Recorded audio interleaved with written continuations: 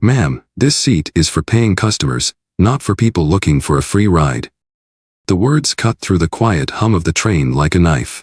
Conversations stopped. Coffee cups froze mid-air. All eyes turned to see who had just been humiliated in front of an entire first-class car on the Atlantic Express, the crown jewel of America's high-speed rail system. Seated by the window, Dr. Naomi Carter didn't flinch. She didn't rush to defend herself. She simply looked up, meeting the icy stare of Claire Donovan, the head attendant for this route, who now stood with one hand on her hip and the other clutching Naomi's boarding pass like it was evidence in a criminal trial. Claire didn't just hand it back, she shoved it into Naomi's chest with a sharp thud. "Fraudulent tickets aren't welcome here," she added, loud enough for the entire car to hear. The passengers began to murmur. A man in a navy business suit across the aisle smirked and muttered, "Figures." Someone in the back pulled out their phone, already recording. Naomi stayed perfectly still, her posture composed, her voice low but steady. "I have a first-class ticket," she said, her tone calm but cutting through the tension. "And I'm sitting in my assigned seat." Claire's lips curled into a smirk. She reached for her radio. "Security, car 2. Possible ticket fraud. Passenger refusing to comply." Within moments, 2 security officers stepped into the aisle. One rested his hand on the holster of his restraints. Passengers leaned in, sensing a scene about to unfold. Naomi's hand slid into her leather tote. The officers tensed. She didn't pull out a wallet or ID, just a slim black case, which she placed gently on the table in front of her. And then she said it. "Before you make a mistake you can't undo. I suggest you hear me out." The murmurs stopped. Phones kept rolling. The train, still hurtling south at 180 miles per hour, suddenly felt frozen in time. Because in less than 10 minutes, this entire car was about to find out exactly who Dr. Naomi Carter really was. Dr. Naomi Carter was the kind of woman who could walk into a room and make it feel smaller. Not because she was loud, but because she was impossible to ignore. Mid-30s, 6 feet tall in heels, with skin the color of polished mahogany and a face that looked like it belonged on the cover of a Forbes Power issue. Her almond-shaped eyes didn't just look at you, they assessed you, weighed you, and decided in seconds whether you were worth her time. Today, she wore a tailored charcoal suit that seemed molded to her frame, a silk blouse in deep emerald that caught the light with every subtle movement, and a gold Patek Philippe watch, quiet wealth, the kind of luxury you only notice if you know exactly what you're looking at. The Atlantic Express was not just any train. It was the nation's pride, running the 1,200-mile route between Boston and Miami in under 7 hours, a luxury rivaling the world's finest airlines. First class wasn't simply a seat, it was an experience. Leather recliners, curated dining, private service, and a ticket price that could easily hit $1,200 for the journey. Naomi's seat, car 2, seat A, was the most coveted spot on the train. Front row, panoramic window, direct access to the private service galley. It was where the city's power brokers, politicians, and celebrity CEOs usually sat. But Naomi wasn't there to flaunt wealth. She was traveling to Washington, D.C. for a high-stakes meeting with federal transportation officials, one that could determine the future of a multi-billion-dollar infrastructure project. Time was everything. Precision was everything. And now, a head attendant with a sharp tongue and an even sharper prejudice was threatening to derail more than just her journey. Outside, the blurred landscape of the Northeast Corridor flashed by at 180 miles per hour. Inside, tension rippled through the first-class car. The passengers didn't know it yet, but they were sitting on the edge of a story that would explode far beyond this train. Because Naomi Carter wasn't just a passenger. She was someone whose name carried weight, in boardrooms, in government, and in industries that most people didn't even realize controlled their daily lives. The first hint of trouble came as the train pulled out of Philadelphia's 30th Street station. Naomi had just settled in, sliding her tablet into the seat back pocket, when she felt a shadow fall over her. "Ma'am," a voice said, flat and clipped. "You're in the wrong seat. First class is for confirmed passengers only." Naomi looked up slowly. Standing in the aisle was Brenda Hughes, the lead first-class attendant, late 40s, a stiff smile that didn't reach her eyes, and a uniform that fit as tightly as the control she seemed to enjoy wielding. Her tone wasn't just official, it was accusatory, the kind of voice that didn't leave room for the idea you might belong. "I believe I am in my assigned seat," Naomi replied evenly, pulling out her boarding pass. "Car 2, seat A." Brenda didn't take it. Instead, she crossed her arms. "We've had incidents before. People printing fake tickets to sneak into first class. Happens more often than you'd think. The conversation was loud enough for the man across the aisle to glance over his newspaper. A young couple in the row behind Naomi exchanged looks. Naomi extended the ticket again, her face calm but her eyes sharpening. Scan it. Brenda finally plucked the pass from her hand with the tips of her fingers, as if it were something unsanitary. She examined it for all of 2 seconds before smirking. We'll see about that. Then, without lowering her voice, she added, security will sort this out when we hit Baltimore. The murmurs began instantly. A middle-aged man in a navy blazer pulled out his phone, tilting it discreetly toward Naomi's seat. Someone else whispered, another scammer. Naomi sat still, her hands resting lightly on the armrests, but inside she felt the shift, the moment when a misunderstanding became an accusation, and an accusation became a spectacle.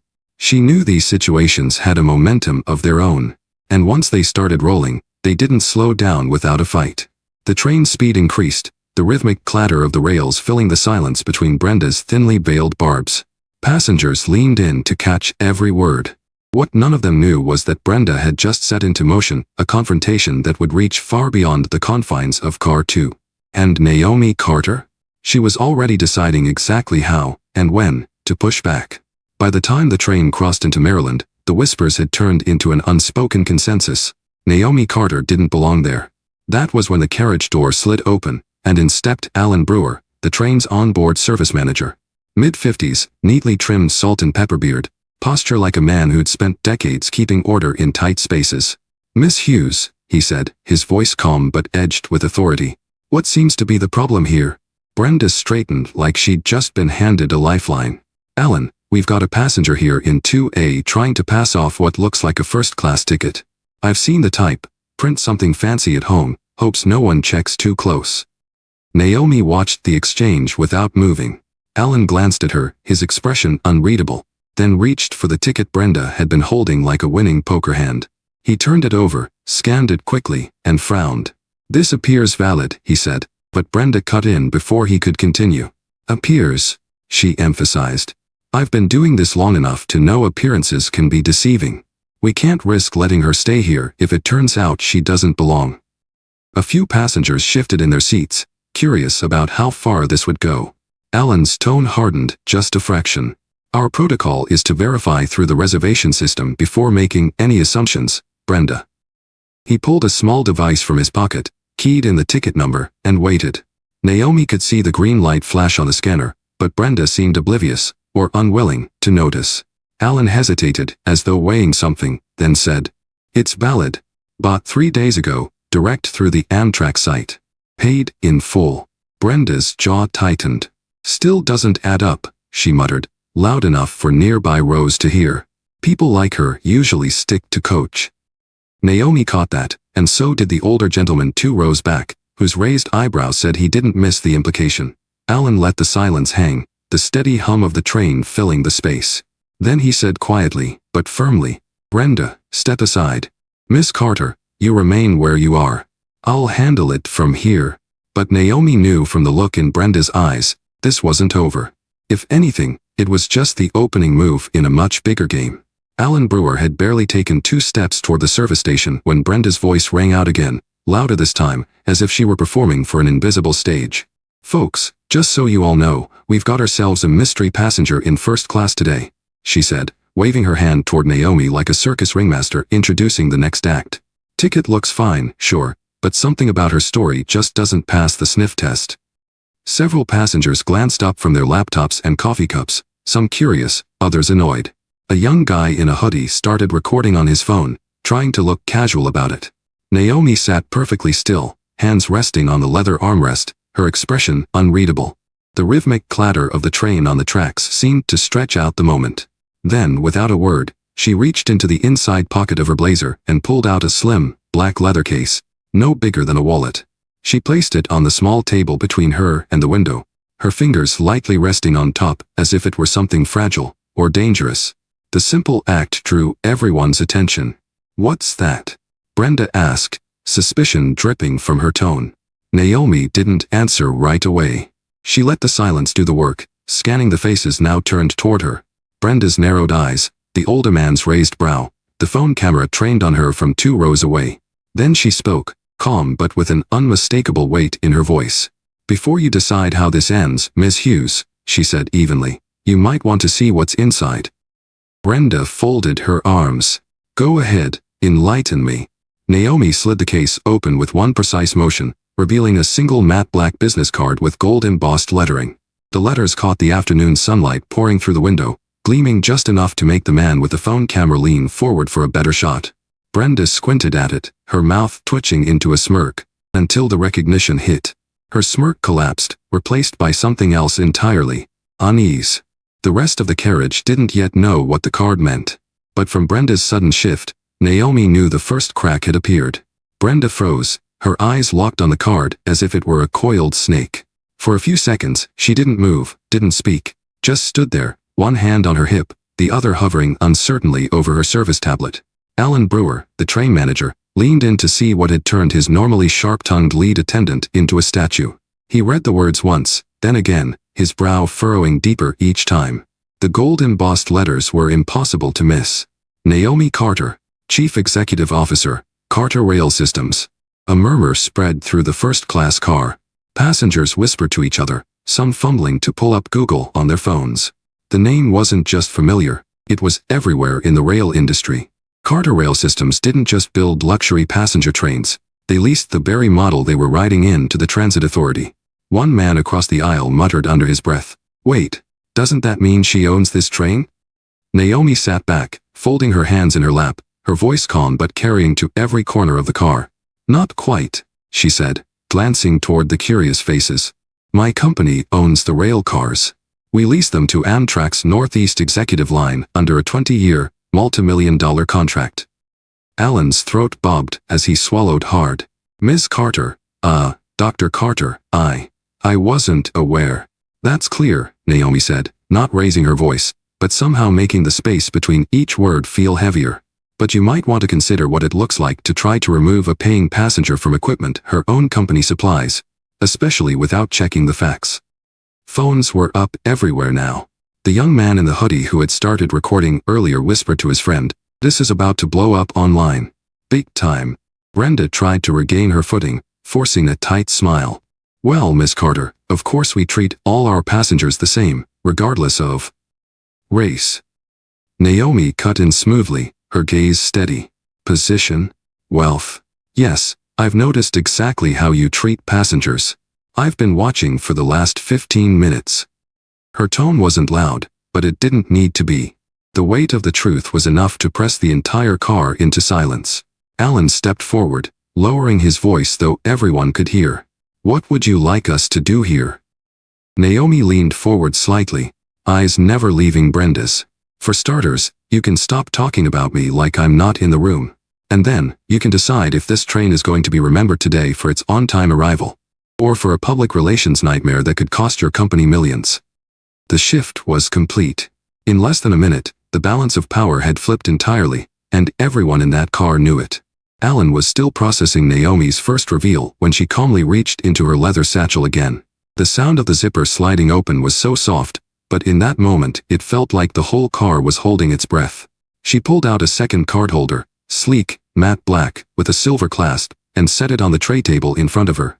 With deliberate precision, she opened it, slid out a different card, and placed it face down. "If you thought the first card was a problem," Naomi said, her voice low, "this one will keep you up at night."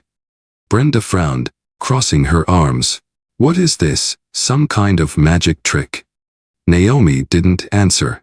She simply turned the card over. The embossed letters were clean, bold, and terrifying to anyone in corporate America. Naomi Carter, Chairwoman, Eastern Transit Infrastructure Fund. Majority shareholder, Atlantic Passenger Rail Holdings, parent company of Amtrak. The silence was electric. Even the rumble of the train over the tracks seemed to fade into the background. One passenger in the back muttered, "Holy, she owns part of Amtrak?" Naomi smiled faintly, as if she had been waiting for someone to say it out loud. "Not just part," she corrected. "My fund holds 18.4% of Atlantic Passenger Rail Holdings. That makes me the single largest voting shareholder in the company that operates this very train line." Alan's knees almost buckled. He had dealt with angry customers before, even powerful ones, but this was different. This wasn't just about an insult, or even discrimination. This was a direct threat to his company's control over its own future.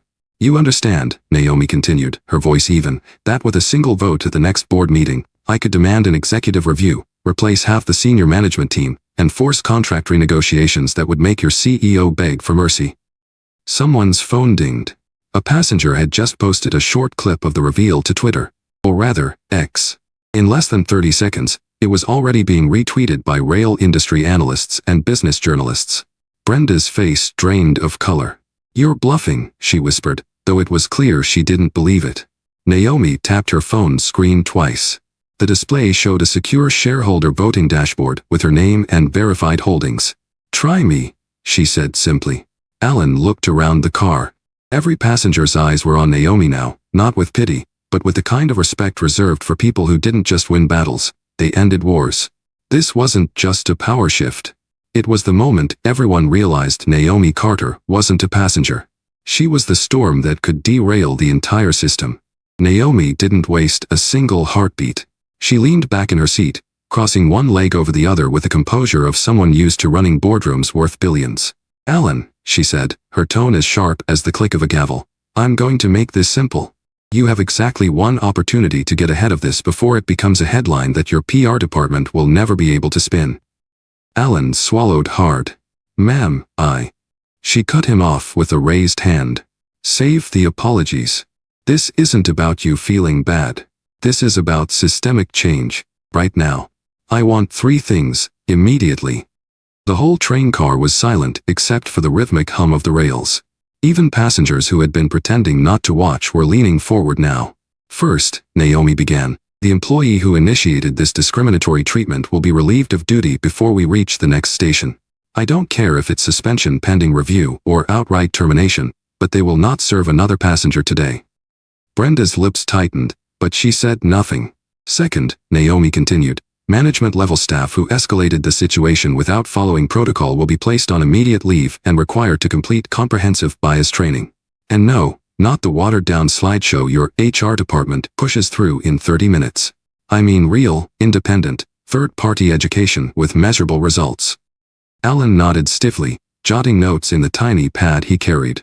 "And third," Naomi's voice lowered, but somehow carried even more weight, "I want your company to implement a permanent passenger advocacy program, accessible 24/7, so travelers who experience discrimination have a direct line to executive oversight.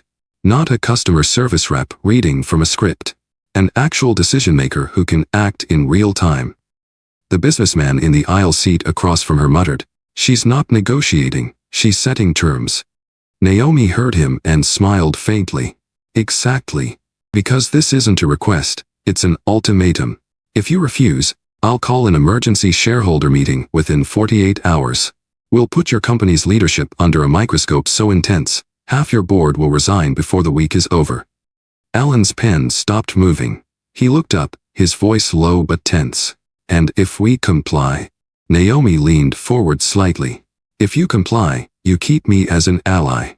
And trust me, an ally who owns nearly 1/5 of your parent company and supplies its largest infrastructure investments is worth far more than whatever personal pride you think you're protecting right now." For a moment, no one breathed. The steel wheels sang against the tracks, carrying the weight of her words through every inch of the train. Alan finally exhaled. "I'll make the calls." Naomi sat back, calm as the eye of a hurricane. "Good. Let's see if this train can get back on track, in more ways than one." Alan didn't waste a second after Naomi's ultimatum. His phone was already in his hand, fingers moving with the speed of a man who understood exactly how close he was to losing his job, and maybe his career. "Get HR on the line. Now," he ordered into the receiver, his voice tight. The assistant on the other end didn't even have time to ask questions before he added, "We've got a priority-level personnel incident. Code red. I need authorization for immediate action before we reach the Denver station." Every eye in the train car was on him. Brenda, the conductor whose smug confidence had fueled the earlier chaos, shifted uneasily in her seat.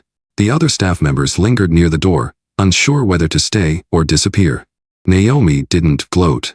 She simply sat there, hands folded, her gaze fixed on Alan like a judge watching a defendant decide whether to tell the truth or dig their own grave. After a short, tense exchange on the phone, Alan looked up. "Miss Hargrove," he turned toward Brenda. "You're relieved of duty effective immediately. You'll disembark at the next station and meet with HR representatives there. Your access credentials are revoked as of now." The announcement landed like a hammer blow. Brenda opened her mouth, but Alan's raised hand cut her off. "This isn't a debate. You violated protocol, and you did it in a way that damages this company's reputation beyond repair. You're done." Gasps rippled through the passengers. A young college student 2 rows back muttered, "Damn. I didn't think she'd actually get her fired right here." Alan wasn't finished. He turned to the assistant manager who had supported Brenda's false claims earlier. "Mr. Ellis, you're on administrative leave. You'll complete mandatory bias and de-escalation training before you set foot on another train in uniform." The man swallowed hard and nodded. "Understood." Naomi spoke then, her voice steady but carrying the weight of a verdict. "This is how accountability works. Not months later after the public's forgotten. Right here, right now, where the damage was done. Justice delayed is justice denied." Alan straightened. "For the record, Miss Pierce, the passenger advocacy program you requested is already being drafted. I've got corporate communications looping in the CEO's office. This isn't just about saving face, it's about fixing the root problem." One of the passengers quietly filming whispered to her friend, "I swear, this is like watching a court session at 80 miles an hour." By the time the train rolled into the next station, Brenda's nameplate had been stripped from her uniform, her tablet confiscated, and her access card disabled. As she stepped onto the platform, she caught Naomi's calm, unwavering gaze. No anger, no triumph, just the look of someone who had expected this outcome from the very start. Justice had been served, and the train hadn't even stopped moving for more than a minute. The train had barely cleared the Denver city limits when Naomi's phone began vibrating non-stop. It wasn't family or friends, it was notification after notification. Mentions, tags, direct messages. The moment Brenda stepped off that train, half a dozen passengers had already uploaded clips of the confrontation to TikTok, Instagram, and Twitter. The first video to hit 1 million views came from a college student in the rear car. The caption read, "When a train conductor picks the wrong passenger to mess with." The clip showed Brenda's confident swagger from earlier, the verbal sparring, and finally, Alan delivering the words, "effective immediately." The internet ate it up. Comments poured in. "This is how you shut down discrimination. That CEO move was chef's kiss. Someone please make this into a Netflix drama." Within an hour, hashtags like #JusticeOnTrack and #Naomi Pierce were trending nationwide. Cable news picked up the story before the train even reached its final destination. A primetime anchor's voice echoed over the muted TVs in the train's cafe car. "Tonight, the viral video everyone's talking about, a passenger confronts discrimination on a cross-country train, and the company responds on the spot." Naomi scrolled through the feeds, noting the reach. Major civil rights organizations had reposted the video, applauding her composure. A transportation watchdog group called for industry-wide adoption of the Pierce Protocol, a passenger rights policy inspired by her actions. But it wasn't all applause. A few critics accused her of overreacting or leveraging status. Those comments didn't sting, they only reinforced the lesson that no matter how justified you are, someone will always try to shift the blame. By mid-afternoon, Naomi's assistant texted, "FYI, CN Rail Holdings stock dipped 1.7% after the video went viral. Investors are already asking about your next move." Alan, sitting a few rows up, watched the same news segment on his tablet. His expression was a mix of relief and exhaustion. He knew corporate was going to grill him for letting the situation spiral so far, but he also knew one thing. The speed of his decision had probably saved the company from an even bigger disaster. Meanwhile, Brenda's name was making headlines for all the wrong reasons. Old passenger complaints resurfaced online. Former co-workers shared their own stories, painting a picture of behavior that had been ignored for years. It was no longer just about one incident, it was about a pattern, and the internet was determined to make sure no one looked away. Naomi leaned back in her seat, eyes on the Colorado mountains rolling past the window. She hadn't set out to go viral. But if the story was going to travel this far, she'd make sure it carried more than just her name, it would carry a call for change. 6 months later, The incident that once shook a single cross-country train had reshaped an entire industry. Naomi Pierce stepped out of a sleek black SUV in front of CN Rail Holdings headquarters in Chicago. Snowflakes swirled in the February air, but inside, the atmosphere was buzzing with the warmth of transformation. The lobby wall, once a blank expanse of beige, now displayed a bold, backlit sign. Passenger first, our commitment to equity, safety, and respect. It wasn't just PR talk. Naomi had insisted on measurable action, and the results spoke for themselves. Every conductor, attendant, and station manager across the company had completed a new 40-hour intensive program in bias awareness, conflict de-escalation, and passenger rights. The training wasn't just a checkbox, it involved real-world simulations, legal briefings, and role-play scenarios based on actual complaints. Employees now carried small, discrete policy cards in their pockets, detailing the steps to take before escalating any passenger dispute. A dedicated passenger advocacy division had been established, reporting directly to the executive board. Its hotline operated 24/7, staffed by trained mediators with the authority to intervene immediately. Passenger satisfaction surveys showed a 62% drop in discrimination-related complaints since the program began. Naomi toured the division's command center, where large monitors tracked real-time data from every route. Each incident report was color-coded by severity, and supervisors could be seen patching into live train communications to assist conductors before situations spiraled. Alan was now the head of this division. His quick decision-making during that fateful train ride had earned him the role. As he greeted Naomi, he grinned. Never thought one crazy day in Denver would lead to all this. Naomi smiled back. It wasn't just one day, Alan. It was the start of proving that accountability works. Outside the company, ripple effects were spreading. 2 other major rail carriers had adopted CN Rail's protocols, and a coalition of airlines announced they were building their own passenger protection framework modeled after Naomi's reforms. Civil rights groups were calling it the Pierce Standard. For Naomi, the biggest victory wasn't the corporate accolades or the national recognition. It was the quiet assurance that the next passenger, no matter their race, class, or background, would be treated with dignity from the moment they stepped on board. Naomi Pierce's story isn't just about a CEO flexing her power to fix a broken system. It's about preparation meeting the moment, and about how dignity, backed by evidence, can rewrite the rules for everyone. Most of us will never own a transportation company or sit on the board of a billion-dollar corporation. But all of us will face moments where we're underestimated, dismissed, or treated unfairly. And in those moments, we have choices. We can react in anger, maybe even justifiably, but anger alone rarely changes anything long-term. Or, like Naomi, we can approach the situation with calm precision, gather facts in real time, and leverage every tool at our disposal to make sure the response doesn't just help us, it protects the next person too. Naomi didn't just win her seat back. She turned a public humiliation into a blueprint for change. She knew the policies. She knew her rights. And she understood that if she could document everything, there would be no debate later about what happened. That's why the reforms she pushed through weren't about her. They were about making sure no one else would need her level of influence to be treated fairly. Here's the part you can apply today. 1.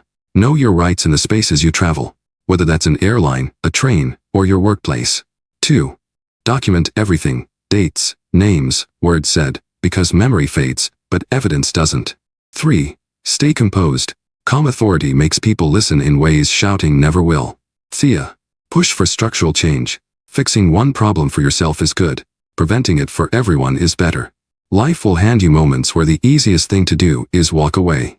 But walking away leaves the system intact for the next person to trip over the same cracks. Standing firm, with preparation and purpose, is how change actually sticks.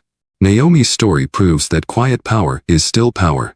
And the best time to use it? The moment the world tells you to sit down.